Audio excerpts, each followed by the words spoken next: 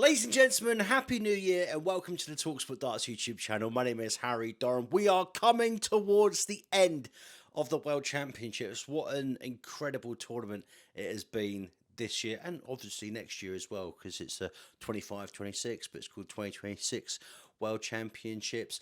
A man that's been in the Big Brother house for too long over these last few weeks is the head honcho of online darts, Mr. Phill Barrs. Barrs, we've tried to do a little sort of like sit down over Riverside over the last couple of weeks, but both of our internets have been shambolic. I mean, you were at the Palace, we tried to do something.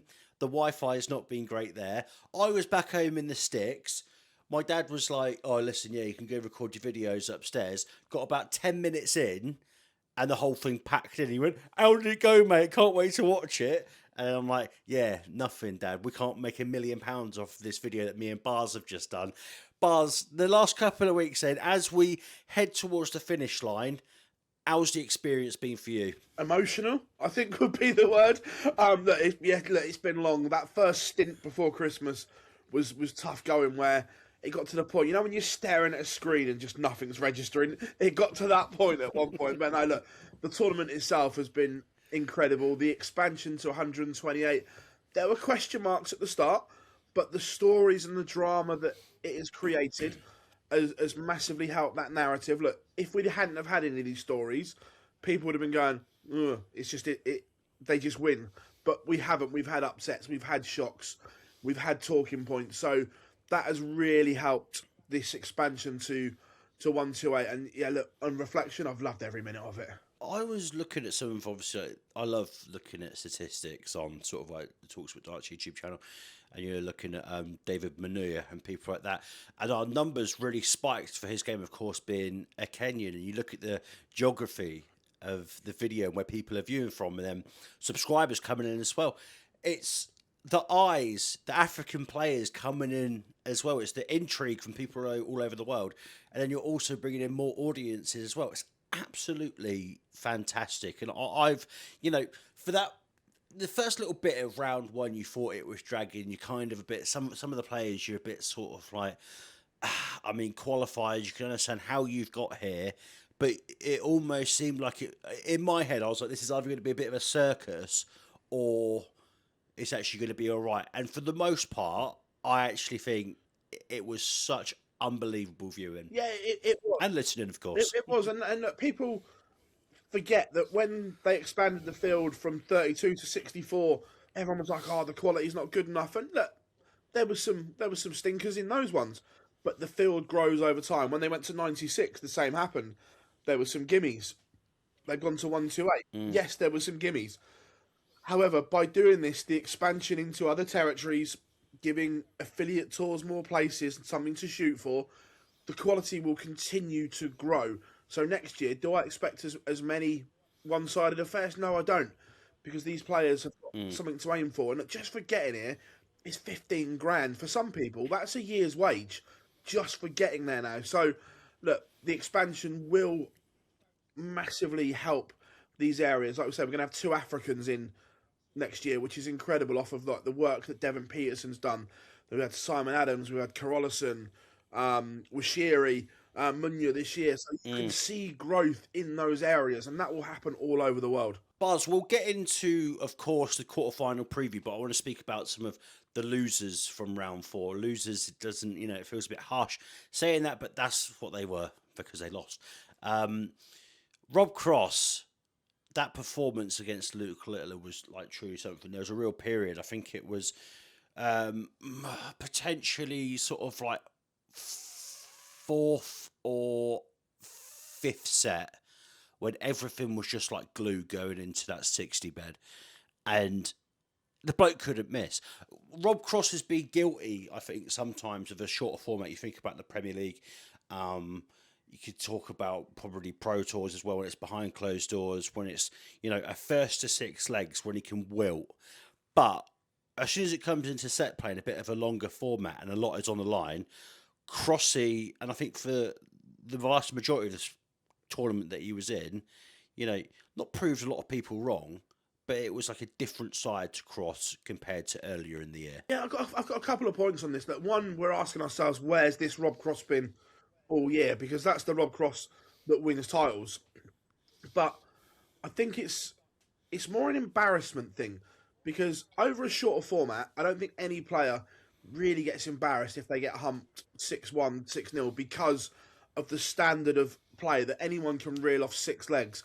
But in that longer format, if you get drilled 4-0 or 10-1 at the match play or something along those lines, that is an embarrassment. And I think a switch just goes where he's like, no, hang on a minute, I need to perform here.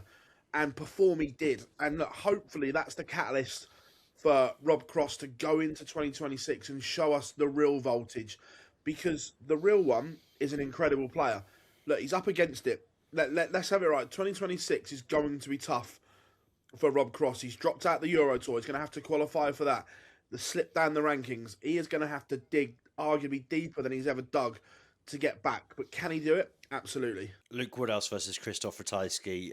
Woody, the closest, along with Ando, to getting a 9-darter. It seems like everyone's a bit sort of like allergic to it this year. I mean, the 9-darter is not an easy feat. Let's get it right. If he hit that 9-darter and he lost that leg as well to Christoph Ratajski, do you think it could have been a different outcome? Luke, we've spoken about Luke before, that he can be very, very hard on himself. He's spoken about imposter syndrome in the past, but I think there's a lot to go off. I think Luke should be really proud of his campaign. Oh yeah, look, right now it will be hurting the fact he's lost to Christoph Ratajski, but when he sits down on reflection, he's had a great tournament. He's up to 20th in the world. That shows a lot of consistency. Look, is it a missed opportunity? Yes, but Christoph would be saying the same if he lost. The fact that they both would have fancied their chances of winning that game, it was a winnable tie for both. They weren't playing a Littler, a Van Gerwen or an Anderson or someone like that. So it was a missed opportunity for whoever lost, because they were both in the game.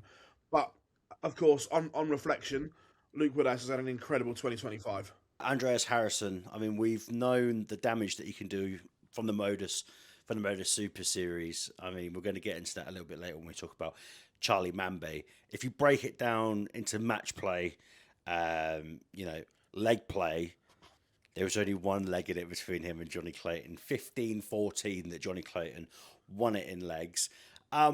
It almost seems a bit harsh. I know obviously he hasn't competed in, your match plays, your slams and other tournaments across the PDC, but the campaign that he had, knocking out a smudger in the first round, and he's got to go to Q school now. But it's one of those situations where obviously you've got to go follow the rules and go by obviously the integrity of the PDC and getting a tour card. But it almost feels as if a tour card, if there was any way, should have been handed to him. This has always been one of the flaws of Q. I know we can make another video on this, but this is one of the flaws of Q School. The way there's no seeding, it's an open draw, that the best players don't always come through. And is there a danger that Harrison doesn't get a card? Yeah, 100% there is. There's no guarantee. So the same like Jimmy Van Schie last year. Is he one of the best 128 players in the world? Yes. But the way the system works, it doesn't guarantee you those players. So yeah, Andreas is going to have to dust himself off, make sure the mind is right, the headspace is right to go again. Josh Rock yesterday, there was absolutely nothing that man could do. And that was one of my favourite sporting moments of 2025. You can think about the UK Open, Luke Humphries versus Bo Greaves, when he celebrated to the crowd. But Josh Rock with Justin Hood yesterday, it was like Justin Hood was just a man possessed on the outer ring. But Josh Rock shaking his head and just laughing, because sometimes when you're in those situations, there's nothing that you could do. Yes, Josh probably could have taken more opportunities, but when you're hitting 11 out of 11, yeah, and then all of a sudden you're on match darts, and I think it was 1-5, but how will Josh be feeling? Did you manage to speak to him after he came off stage? Hear any murmurs or anything? Because obviously he'll be disappointed, but at the same time, there was really nothing that Josh could have done. No, I didn't get to speak to him, but knowing Josh the way I do, that he won't take the defeat too hard, because sometimes, like you say, it is just one of those. You've just got to put your hands up and go, I haven't done a lot wrong here. A bit like Danny Noppert when he played Justin Hood. Come out of a match arguably better in defeat, and it'll be the same for Josh Rock. That will he be disappointed only to make the last 16? Absolutely. Is his Premier League place in doubt? Potentially, depending on what happens. But again, he's just a class operator, Josh, from start to finish. And look, 2026, I think, will be even better than 25 for him. I've got a tremendous amount of respect for Charlie Manby, and this is where we get into the modus situation. You know, you get a lot of people, and Nico and Mace always speak about it. You know, where the next great darts players coming from? Where can we find them? Where can we see them? Portsmouth Live Lounge. I mean, you think about the alumni and the graduates that have come out of there over the years, and Charlie Manby is now one of them. To get to round 4 and put in some of the performances that he put in, you know, against Cameron Menzies, against Rapid Ricky, and then obviously going up against Jan van Veen, who, like Justin Hood, is a bit of a man possessed at the moment. But Charlie Manby, really, you know, you think about the hysteria of the World Championships and the experience that he's gotten from that, we're seeing real potential in him, aren't we? There is real potential, but the different end of the scale to Andreas Harrison, where if Andreas didn't get a tour card, I think it would be a disaster for him because of his age. If Charlie doesn't get a card, although he'll want one, is it the end of the world if he had another year on the development tour, another year at the Super Series, almost learning his trade? Would that be a disaster? No. But I get that everyone wants it now. Everyone wants to see Charlie Manby on the bigger stages. And is he good enough? Yeah, 100% he is. So again, and someone else that we've known about because of the Super Series, that are we expecting him to go on and get a card? Yes. But again, that lottery of Q School. But look, he's had a fabulous tournament, an unbelievable grounding for him as well at a young age to go and learn his trade in those pressure environments. And will he come back better from this? 100%. I, not meaning to sound harsh, got a lot of respect for Charlie, and I think he's a wonderful lad, wonderful player. But even going into that game yesterday, I was a bit sort of like, I don't want him to win at this point of his career, because I don't want him to, you know, get through to a quarter final. It'd be amazing for him and his family. And you never know how the tide can turn in a quarter final if he's playing Luke Humphries. But I just didn't want that pressure on him just yet. I'm seeing this really as Jan van Veen's time. Not to win it necessarily, but we look at the history of Jan van Veen at the Palace, and we look at Jan van Veen throughout all of this year on the Euro Tour, winning the European Championships as well. He is one of the next, or he is the next Dutch successor. MVG, you know, doesn't really believe so, because MVG will never ever, you know, compliment someone in those regards, because it's Michael and we love him for that. But I think for darts this year at this moment, it was the best. So, you know, it was the best result that I think we could have gotten for darts, because Jan van Veen, who we'll get onto in a moment, I just don't think right now would have been the right time for Charlie Manby. No, I get that. And look, we talked about the euphoria and what he's done. If he'd have won, and then he goes and gets hammered 5-0, 5-1 by Luke Humphries, does that then set him back? We don't know that, but that's one of the devil's advocates you have to play. But yeah, look, I agree that there's something special about Jan van Veen. And look, if all goes well, he could be Dutch #1 come New Year's Day. Oh, without a doubt. Easily, especially with Michael van Gerwen, who we're getting on to now. I think by my calculations, Bars, I think Johnny Clayton's about £65,000-66,000 off Michael van Gerwen in the live rankings. Obviously, Michael lost to Ando last night. Some of the periods throughout that game, Ando, who we'll get onto, was absolutely sensational, and there was some real free-flowing darts, and it was a bit vintage in some points of it. It was like the MVG and Ando of old. But Michael, I think I'm right in thinking, Phil, that if Clayton was to overtake that, and you'll probably correct me here because I've probably got something wrong, will this be the first time since about 2013 or 2012 that Michael wouldn't have been in the top 3 in the rankings? No, he dipped out for about 2 weeks. I think it was last year, but it was only like It was only like a brief blip between Euro tours or something like that, and then he went on to make the world final and da da da da. So he has dropped out temporarily of the top four.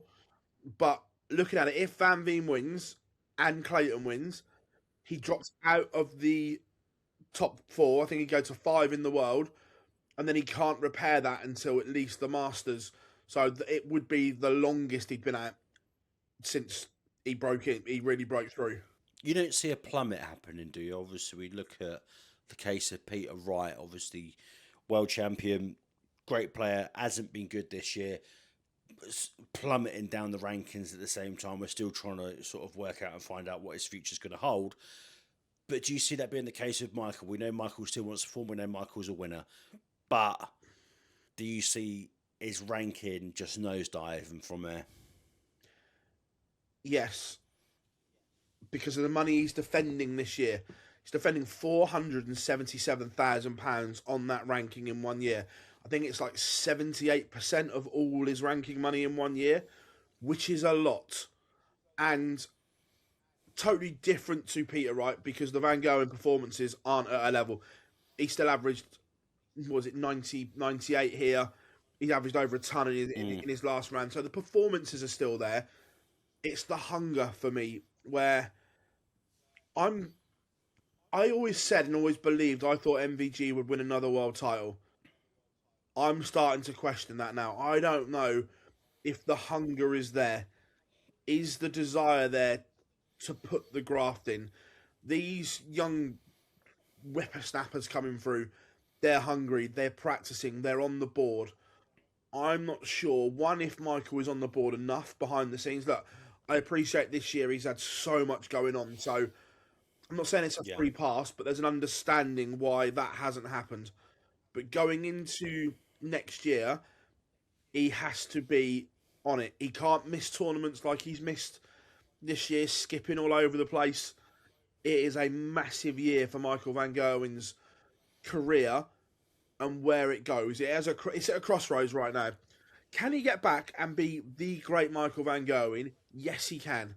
The game hasn't deteriorated in terms of Peter Wright and when Glenn Durrant slipped and so on. We haven't got that deterioration. But is he going to be happy with just being a player in the mix? No, he's not. That's not his mentality. That's not his mindset. He has to be the best. And if he's not, it's down to him to put it right. And will he? I hope so, but I don't know right now. Before we get into the quarterfinals, big credit to Kevin Doets as well. I mean, Doets, there it is. Phenomenal tournament. Yeah, Doets, there it is. Old Hawkeye. My flatmate, who's not the biggest darts fan, obviously watches it whenever I've got it on. He's like, does that man ever blink? But that's the thing. That's just how all these people get in the zone. But Kevin Doets, respect taking off that first set, and we knew he was going to come out firing. But you cannot pin back someone like Luke Humphries in those sorts of situations. It was absolutely fantastic. Right, on to the quarterfinals then. Kicking us off will be Ryan Searle versus Johnny Clayton. Bars, if you said to me in the summer or in the preview that we did before the Worlds that Ryan Searle wouldn't drop a set, and at any point, I'd say you're a liar. Buzz, you're an intelligent man, but I'd say, Buzz, you are a thick idiot if you think that Ryan Searle is not only not dropping a set in the first round, not dropping a set in the second round, not dropping a set in the third round, not even dropping a set in the fourth round. That is, it's record territory, isn't it, that we're speaking about of Ryan Searle. Has that ever happened in the Worlds before? I know obviously Taylor's probably done it, but to that level, 4 games. What we're talking about here, it is absolutely incredible what he's doing. And I had him getting to the quarterfinal, Did I have him getting there without dropping a set? No, absolutely not. But he's been absolutely sublime. That the power scoring is there. This is the Ryan Searle that we want more often. We love this version of heavy metal. Where's this version been on TV for 2 years? It's like it's almost more question than answers. But right now he's doing it. I'd love to see Ryan Searle in the final against Luke Humphries, but going off the back of what's happened this year, even though them two are best mates, what's happened with them two, the battle scars on the Oki in 2025, we don't need to see Luke Humphries winning 7-0 in sets. Let's be quite frank about that. The Ferret's chances then, will Johnny pay any attention to anything like the statistics? I can speak. Sorry, ladies and gents. It's just been a really, really tough Christmas break, and I've not actually held a microphone in about 2 weeks. Will that bother the Ferret, or are you seeing Johnny? Because Johnny at the same time, I even think some moments against, Andreas Harrison, there was a bit of rust to Johnny's game. Obviously, there's moments of brilliance.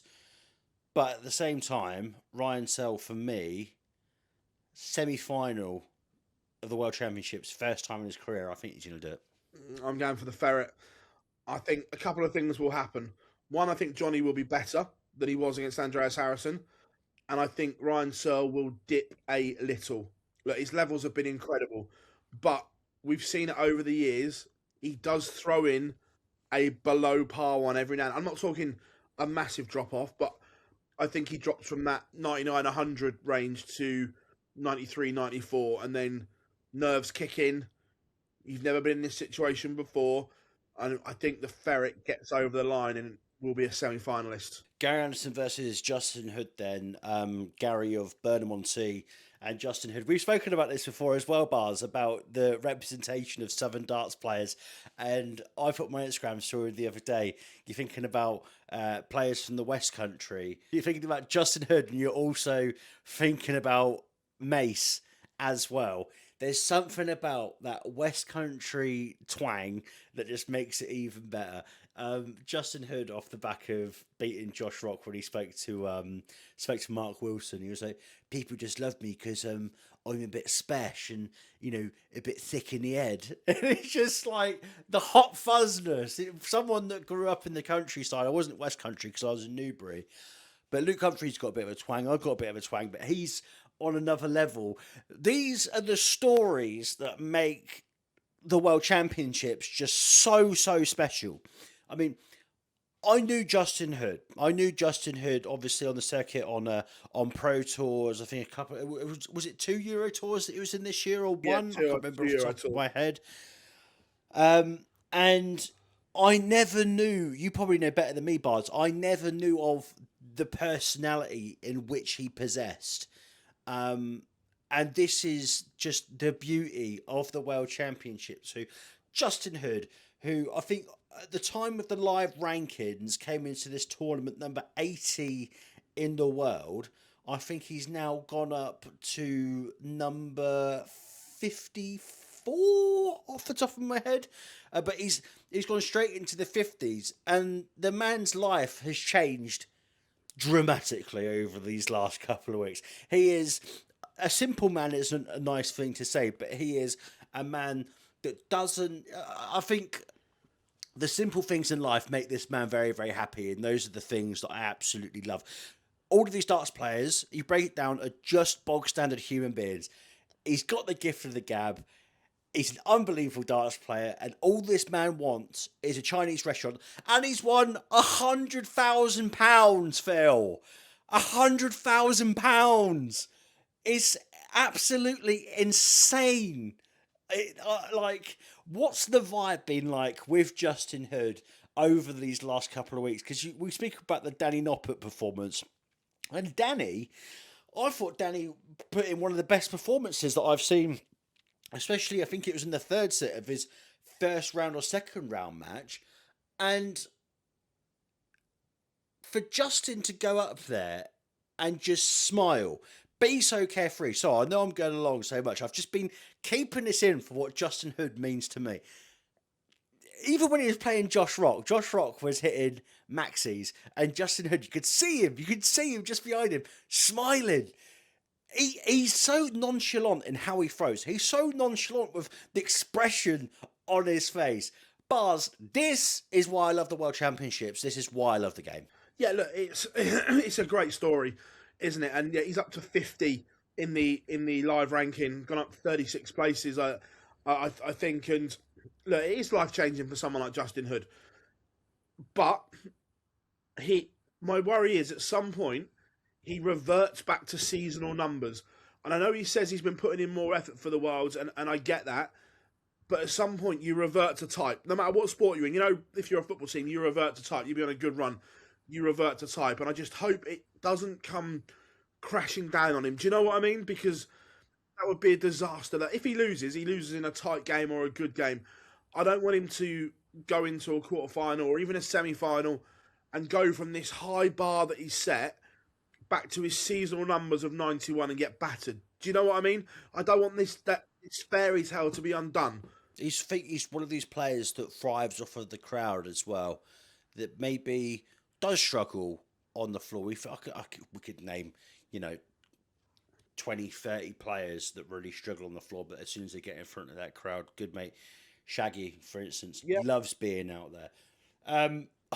If it could be dream fairy tale, I mean, Ando's going to take some beating because Ando's been fantastic. But if Justin Hood some things are so unpredictable, Bars. If Justin Hood can get past Ando, yeah, then he's got the potential of Luke Humphries or Jan Van Veen in a semi. Bars, I mean, we can dream. We can dream, honestly. Crazier things have happened. You think about Kirk Shepherd, what was it, 2007? Yeah, 2008, I think it was. 8? I mean, there is nothing to say that this couldn't happen. I know the odds would be stacked towards Ando, and I know the odds would be stacked towards Humphries or Gian in the semi-final. But Bars, if we're not allowed to dream, mate, I mean, we might as well stop doing the jobs that we're doing. Well, a couple of bits on that. One, there's a saying that I still love to this day.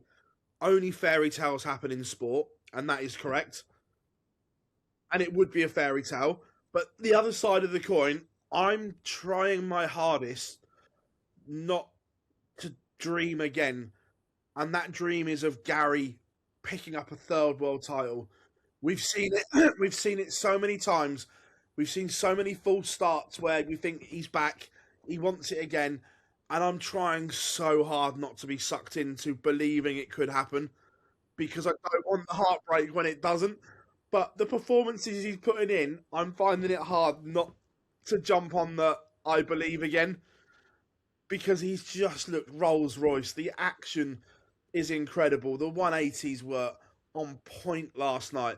And I'm finding it so hard not to go, I believe. Well, you think about sort of all 4 games that Ando's been involved in, Hunt, first round, quality game.